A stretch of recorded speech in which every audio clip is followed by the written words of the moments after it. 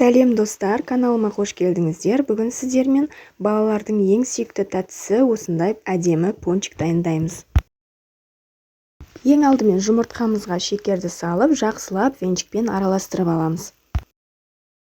Содан соң үстіне сұйық майымызды және айранымызды салып, тағы да жақсылап араластырып аламыз. Үстіне краннан салқын суымызды қосып, тағы да қозғап аламыз.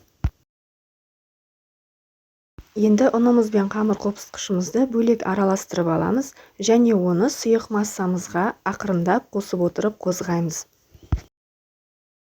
Міне біздің пончигіміздің қамыры дайын, енді формамызды майлаймыз.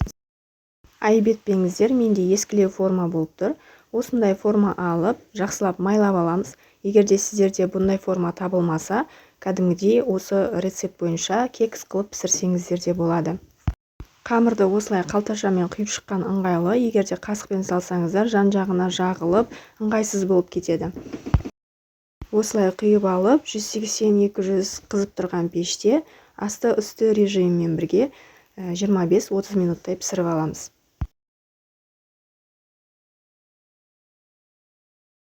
Пончикті сәндеу үшін осылай шоколадты ерітіп, әр пончикті батырып шығамыз. Сіздерге шоколадты глазурдың рецептісін төменде описание бөліміне қалдырамын.